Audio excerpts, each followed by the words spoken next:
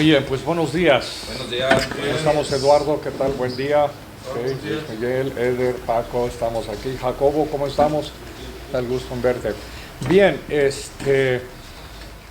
sería bueno si diera una cosa, pero quisiéramos como que un resumen de lo que un cristiano debe creer, un breve resumen. Y eso es lo que encontramos aquí en lo que llamamos el credo de los apóstoles, el credo de los apóstoles. Credos en quién creo, confesiones en qué creo y catecismos, pedagogía de preguntas y respuestas, obviamente. Este es un credo. No fue escrito por los apóstoles, aunque dice que es apostólico, pero obviamente se toma de todo lo que los apóstoles escribieron. Y vamos a estar viendo eso. Yo sé que tengo el tiempo limitado, pero vamos a leer el credo apostólico todos juntos. Y después vamos a ver un poquito el trasfondo, la introducción de cómo llegamos a esto. Todos juntos conmigo vamos. Creo en Dios Padre Todopoderoso, Creador del cielo y de la tierra, y en Jesucristo, su Hijo unigénito, Señor nuestro, que fue concebido por el Espíritu Santo, nació de la Virgen María, padeció bajo Poncio Pilato, fue crucificado, muerto y sepultado, descendió a los infiernos, al tercer día resucitó de entre los muertos, ascendió a los cielos, y está sentado a la diestra de Dios Padre Todopoderoso. Desde allí ha de venir a juzgar a vivos y muertos. Creo en el Espíritu Santo, la Santa Iglesia Universal, la comunión de los santos, el perdón de los pecados, la resurrección del cuerpo y la vida eterna. Amén. Cuando dice la Santa Iglesia Universal, estamos hablando de todos los creyentes en todo el mundo. No estamos hablando de una iglesia particular, Rey de Reyes. Estamos hablando de todos los creyentes en todo el mundo que han existido por todos los tiempos, ¿verdad? Actualmente son dos iglesias. Es la iglesia triunfante, son los creyentes que ya están en el cielo, y la iglesia militante son los que aún estamos aquí en la tierra, ¿sí? Esos son. Pero cuando dice la Santa Iglesia Universal, le dice, porque la palabra católica quiere decir universal, pero si pongo eso vamos a pensar en la iglesia romana. Y no estamos hablando de la iglesia romana, estamos hablando de todos los creyentes de todos los tiempos en diferentes partes del mundo. Pude haber puesto la Santa Iglesia Cristiana, está bien, universal en el sentido que es en todo el mundo. ¿Entendemos eso?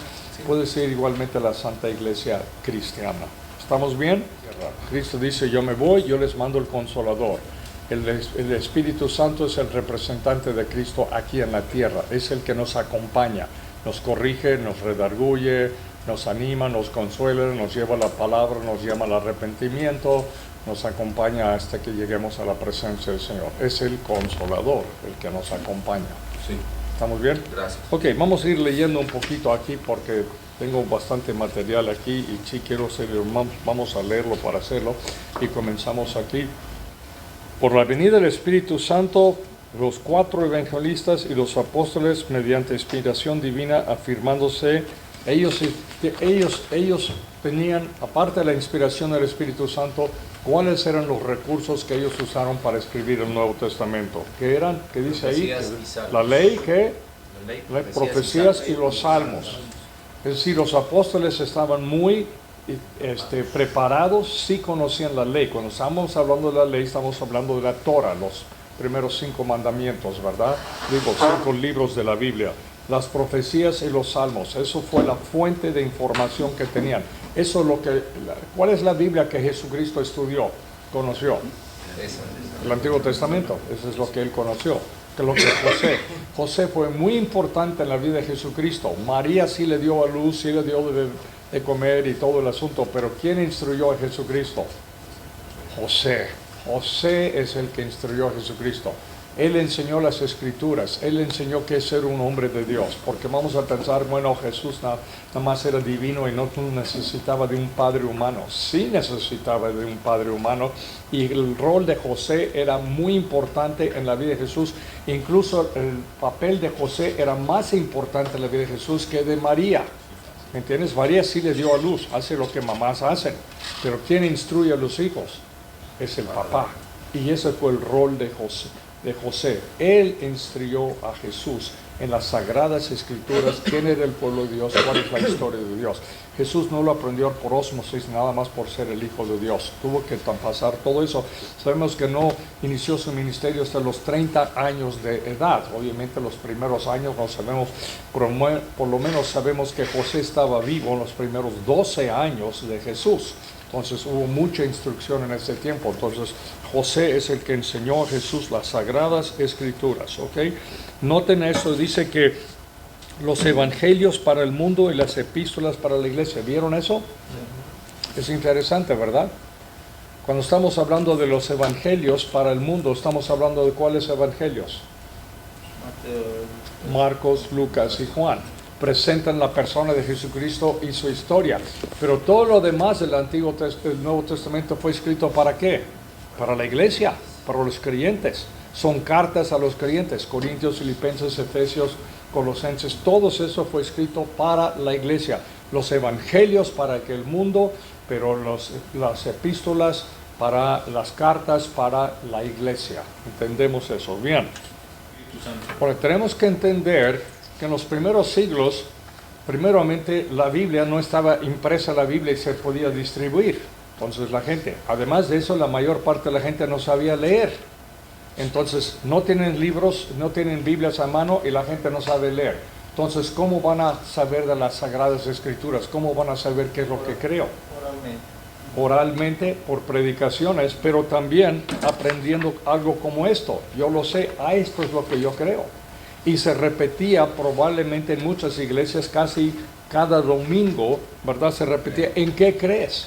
Para afirmar nuevamente qué es lo que creemos. Esto sí es lo que creemos, ¿verdad? Ahora, hoy día todos sabemos leer, tenemos Biblias y todo eso, no tenemos tanta necesidad de estar repitiendo esto para recordar qué es lo que creemos, porque debemos saberlo porque ya tenemos clases, hemos tomado clases, podemos leer y tenemos nuestras Biblias. Pero en aquel tiempo era muy importante, los primeros siglos, que la gente tenía cosas para saber en qué creo y repetirlo. Oye, ¿y tú en qué crees? Creo en Dios Padre Todopoderoso, Creador de los cielos y la tierra, y en su Hijo Jesucristo. ¿Me entiendes?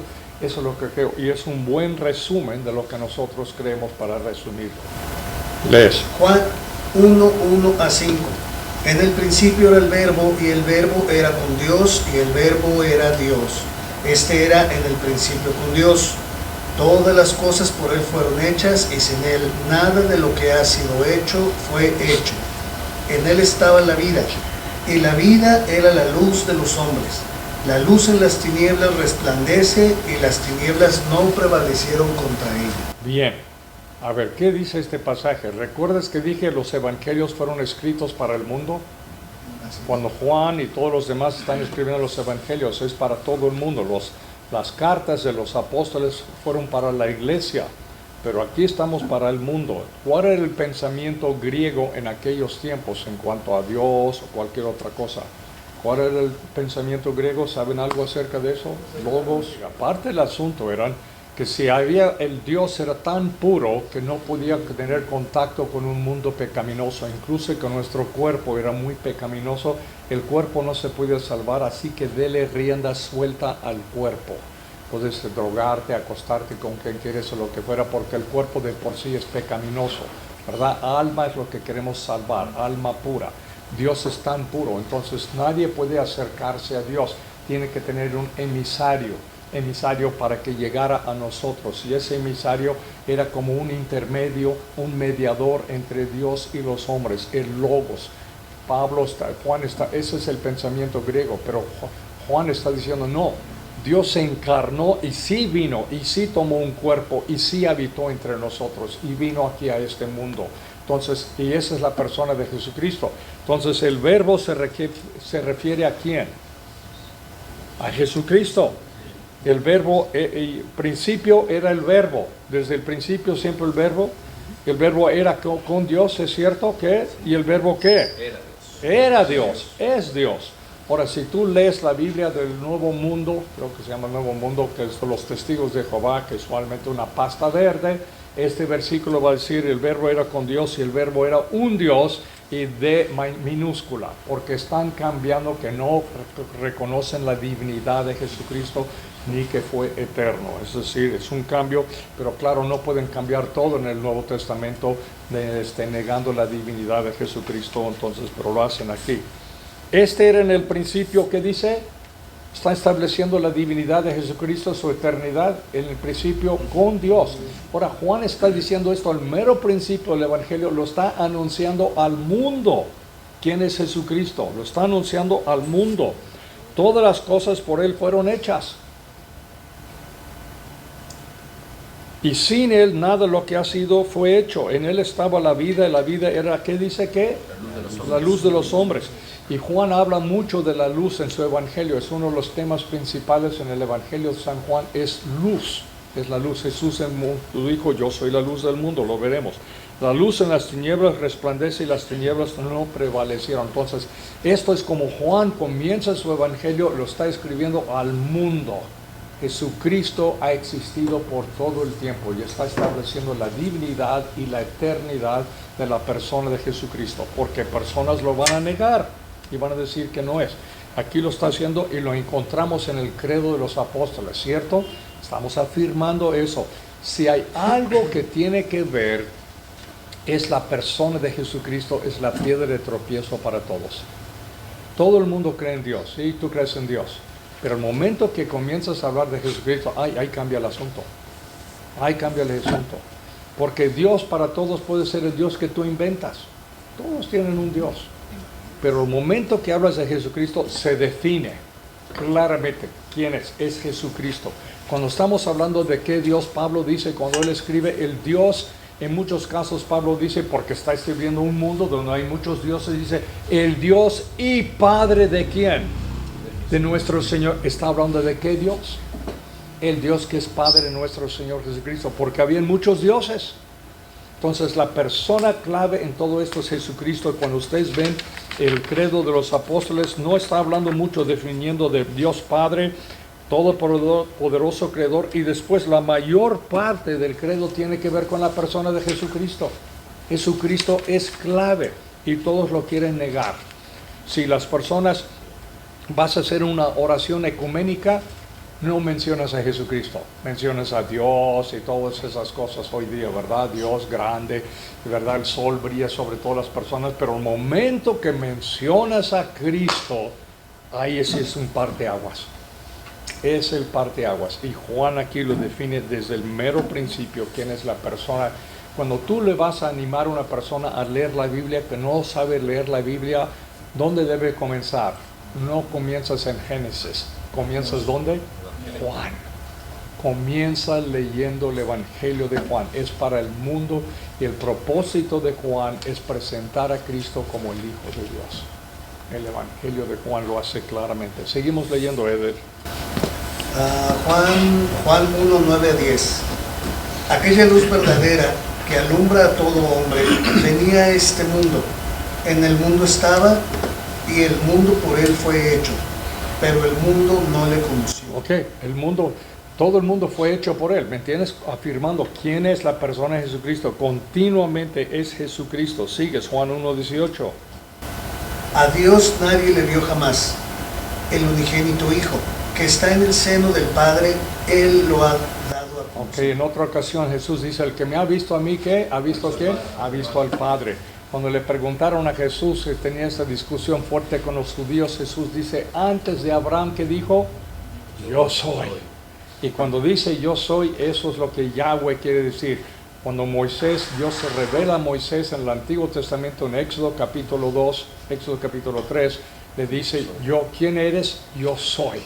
¿Cuál es el nombre de Dios? Yo soy. Jesús lo está diciendo, Él es Dios. Hay personas que dicen, no, Jesús nunca dijo que era divino. Sí lo dijo, es indudablemente, aquí está, una y otra vez. Pero todo tiene que negar la persona de Jesucristo. Muy bien, Pastor Nicolás, el credo. Conceptos generales. El credo, como confesión de fe, fue establecida para la Iglesia Cristiana Universal, que según el apóstol Pablo, es la que el Señor Jesucristo ganó con su propia sangre. Hechos 20:28. Mientras que San Mateo, en su Evangelio, nos revela más información sobre el tema. Dice que el Señor la edificará sobre su propia persona con poder, y que esa promesa se la reveló a Pedro proféticamente en un momento muy especial, diciéndole, Y yo también te digo, tú eres Pedro, y sobre esta roca edificaré mi iglesia, y las puertas del Hades no prevalecerán contra ella. Mateo 16, 18. Respecto a este pasaje, es muy importante hacer una reflexión para evitar confusiones que conducen a pervertir la doctrina con falsos dogmas. En el idioma original griego hay un juego de palabras en esta expresión, tú eres Pedro, Petros, literalmente piedra pequeña. Y sobre esta roca, Petra, literalmente masa rocosa, edificaré mi iglesia. Es decir, que si llegáramos a comprender y aceptar el significado de estas palabras, veríamos que el Señor Jesucristo no ha prometido edificar su iglesia sobre Pedro, que es una pequeña piedra, sino sobre Él mismo, que es la roca eterna de los siglos. Ok, obviamente nos entendemos la iglesia romana asevera que en este pasaje que obviamente Pedro es la roca sobre la cual está edificada la iglesia, ¿verdad? Lo hemos dicho eso. Obviamente en este pasaje nos estamos dando cuenta que Pedro la iglesia sí está edificada sobre los apóstoles. El Rey de Reyes es una iglesia apostólica porque nosotros creemos lo que los apóstoles escribieron, ¿no es cierto? Todas las epístolas, Pablo, Pedro, Juan y todos.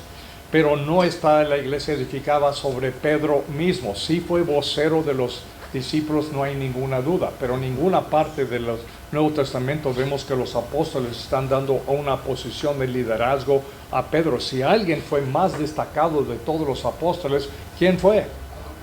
Pablo escribió 13, ¿verdad? Cartas, él escribió, él es la persona, plantó muchas iglesias y todo. Entonces, pero Pedro sí fue un vocero de ellos, es el que más hablaba. A veces se metía en problemas por hablar tanto y levantar luego la mano, pero verdad, él fue un líder entre los apóstoles, no hay duda. Pedro, Juan y Jacobo fue el grupo más íntimo de Jesús. Sin embargo, de ese grupo, quien traicionó, quien negó a Jesús fue Pedro mismo, ¿verdad? Entonces, pero Pedro no es, sabemos que Jesucristo es la piedra angular, y seguimos leyendo, Paco, sigues leyendo. Ahora bien, para fundamentar lo dicho y no dar lugar a dudas, como que esta afirmación es una mera interpretación adaptada al dogma de una determinada religión, será necesario apelar al testimonio del apóstol, a quien el Señor Jesús justamente le hizo la promesa.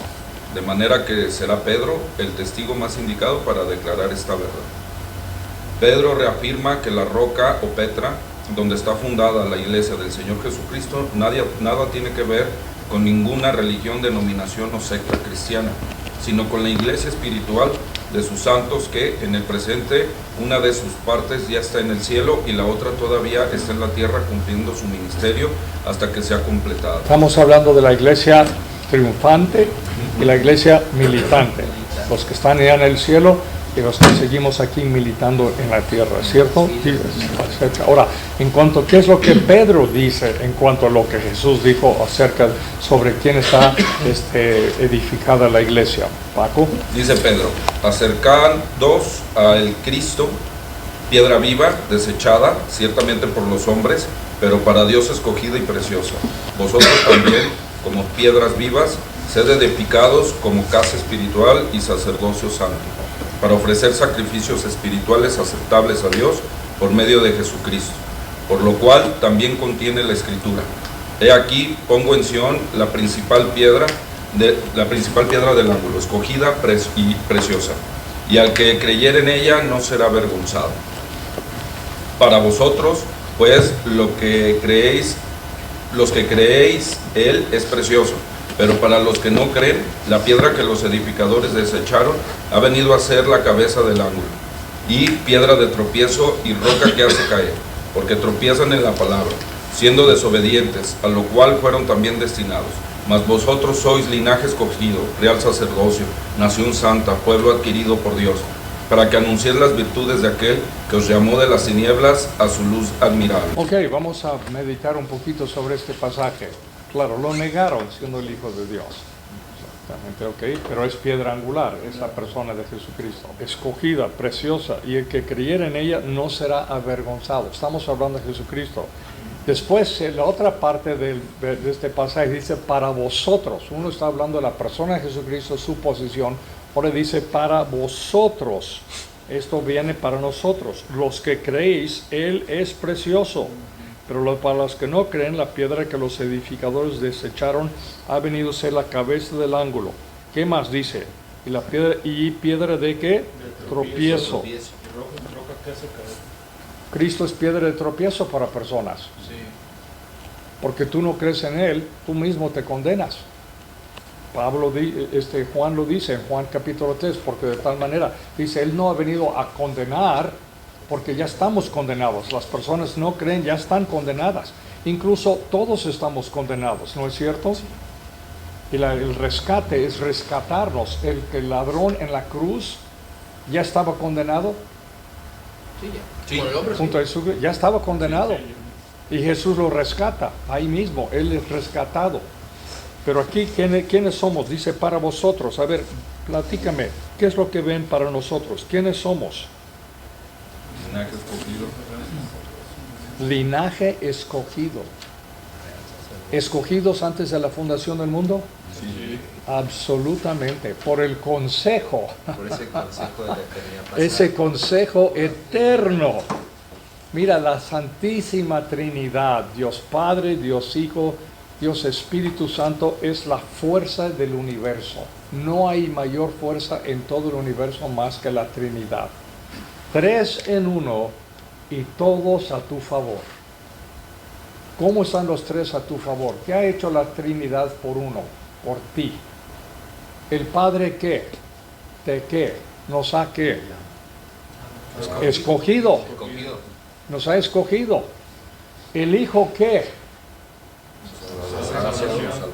Muere en la cruz por nosotros. ¿No murió Cristo en la cruz por los pecados de todos en el mundo? No, si no sé universalismo, pues todos ya, tus pecados ya están perdonados, vive tu vida como se te dé la gana. No es eso, ¿verdad? ¿Y el Espíritu Santo qué? Redarguye, corrige, está con nosotros. ¿Es la garantía? Es la garantía de nuestra salvación, es el sello. Es nuestro freno de mano.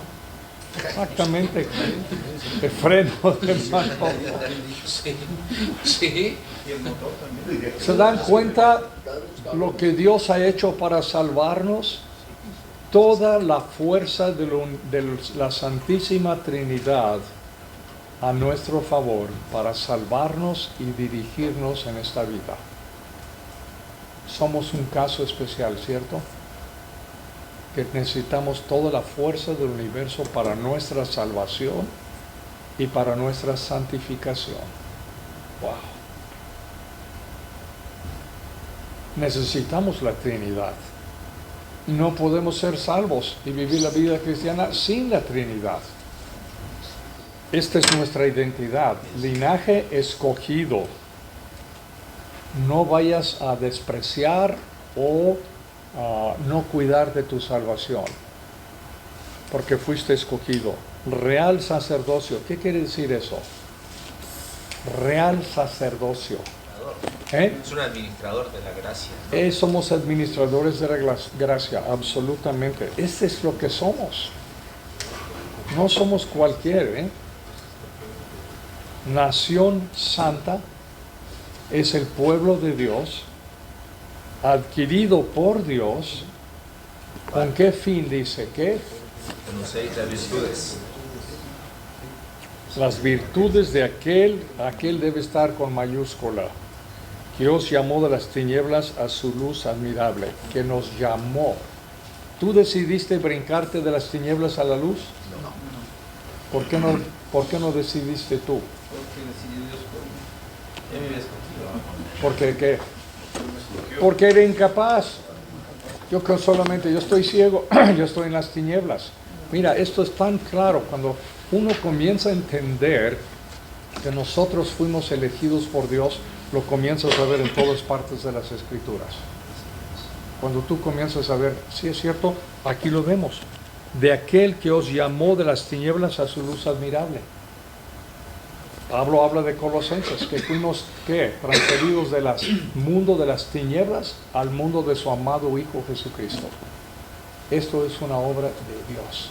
Nuestra salvación es una obra de Dios completamente. Tú no ayudaste, no tuviste absolutamente nada que ver con eso. Por eso nuestra actitud debe ser una eterna gratitud y servicio al Señor. Lo que tú quieres, como tú quieres y cuando tú quieres, yo soy tuyo. Fui ganado, pagado por la sangre de Cristo. Para que Pablo, cuando habla el autor de Hebreos, una salvación tan preciosa, no descuidar nuestra salvación. No descuidemos nuestra salvación. Yo me pregunto, ¿cuál es el asunto? ¿Por qué negar la Trinidad? ¿Cuál es la pelea? ¿Qué ventaja hay en negar la Trinidad? Entonces, ¿para qué estás peleando la Trinidad? Si la Trinidad, todo lo que ofrece para mí es bueno, ¿cierto? ¿Por qué estamos peleando la Trinidad? ¿Por qué?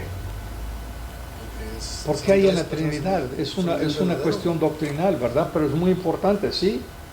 Porque negar la Trinidad es negar ¿qué cosa en cuanto a Cristo? Él es el Hijo de Dios. Su resurrección. Su divinidad. Divinidad, Eso es lo que Satanás quiere hacer. Todo va contra Cristo. Entonces esta gente que está peleando la Trinidad, ¿para qué lo pelean?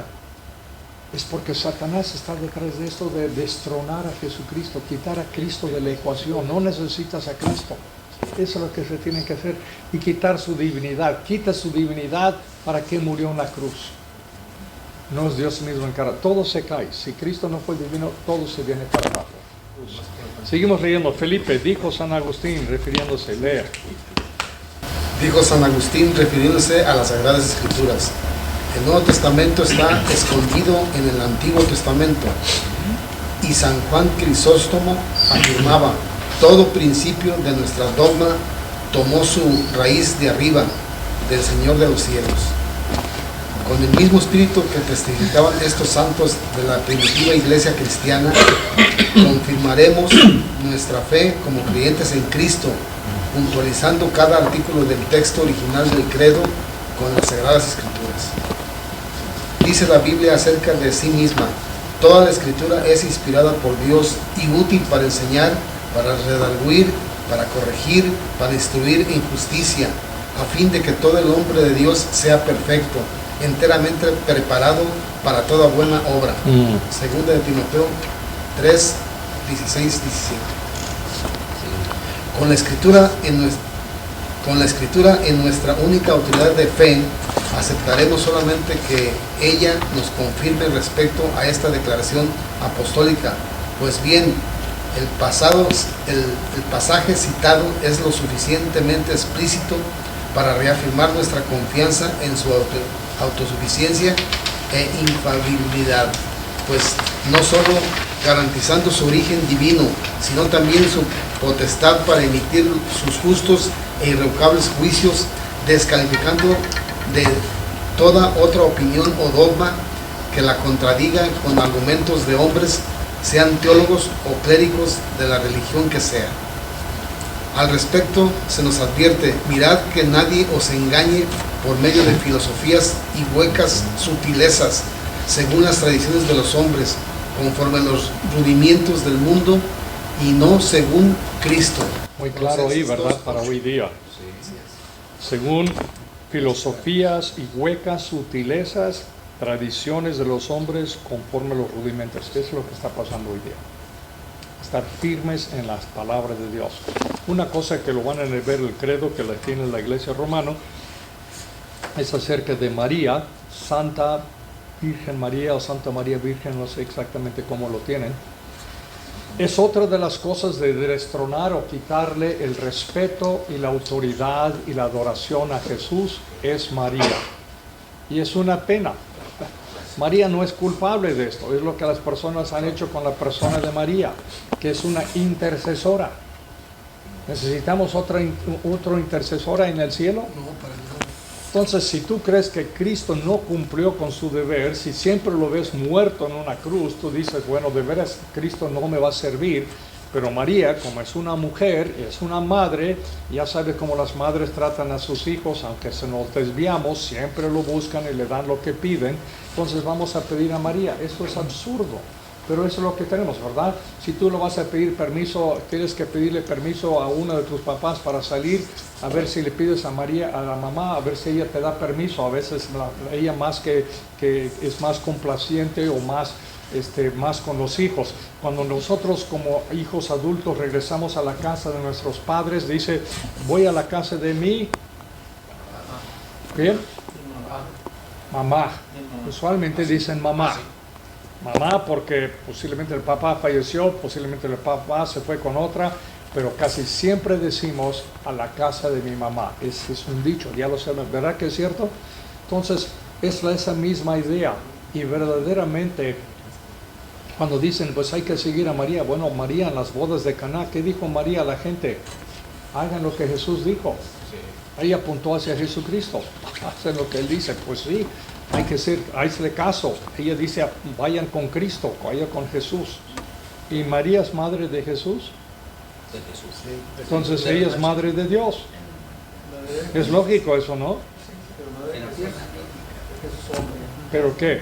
Pero madre de Jesús hombre. Ok. Jesús tiene doble naturaleza. Es divino y es humano. María es la madre de qué parte de Jesús? Humana. La parte humana. Tiene una naturaleza y le dio su naturaleza humana y lo hizo perfectamente bien. Buenísima mujer, siervo de Dios, arriesgó su vida para hacerlo, no le quita ningún respeto, pero ella no es una persona divina. No hay nadie intercediendo en el cielo por nosotros más que ¿quién? Jesucristo. Incluso cuando hacemos oración lo pedimos en el nombre de quién pedimos nuestras Jesús. ¿Por qué? Porque es el que está intercediendo por nosotros. Eso es obvio, ¿verdad? Cristo es más que suficiente. Si era deficiente no pudiera, entonces necesitamos santos y María para que interceden por nosotros. Cristo es el único que ascendió a los cielos y que está sentado a la diestra de Dios Padre. No necesita ayuda, que tiene un grupo de intercesores Jesús porque no me alcanza, es que ya son muchos. Yo necesito un ejército de intercesores que me ayuden. No los necesita. No los necesita, es entender quién es la persona, pero se dan cuenta cualquier cosa para desviar de la persona de Jesucristo. Y una persona como María, maravillosa mujer, y se está usando eso para desviar. Yo no sé si María en el cielo supiera lo que están haciendo en el nombre de ella aquí en la tierra, si era una cosa horrorosa que están usando mi nombre y mi persona para quitarle la reverencia y la adoración que merece solamente la persona de Jesucristo. ¿Se me entiende? Entonces, sí es una ignorancia y es volver otra vez. Cristo es supremo, la suprema autoridad de la persona de Jesucristo. ¿Quién volverá para poner fin al mundo? ¿Quién? Jesucristo es el que va a volver. Entonces siempre es destronar a la persona de Jesucristo, quitar su autoridad, quitar su divinidad, lo que fuera. Ahora, ya terminamos. Esto aquí no voy a tocar esto porque lo que ustedes van viendo en el futuro aquí consiste en 12 declaraciones, todas con respaldo de las escrituras, ¿verdad? Y aquí ustedes ya lo pueden ver, cada uno de ellos es un pasaje, y hay muchos más pasajes que respaldan eso. Yo nomás puse 1 o 2 pasajes para respaldar qué es lo que esto significa cada uno de nosotros. Hay que volver a las escrituras. Amén. Ok, bueno, esa información está escrito, tienen un gran estudio por delante en el credo apostólico. Es lo que nosotros creemos, es conciso y es bíblico. Padre, gracias por tu santa palabra, gracias por este credo que se peleó hace siglos, se ha peleado para guardar la sana doctrina, para guardar la verdad. Y Padre, hasta el día de hoy se está peleando para conservar lo que la palabra de Dios dice. Personas le quieren quitar, le quieren añadir. Queremos solamente la sana doctrina, solamente las sagradas escrituras, en eso nos basamos. Gracias por estos varones, denles un excelente día de trabajo y servicio. Lo pido en el nombre de Cristo. Amén y amén.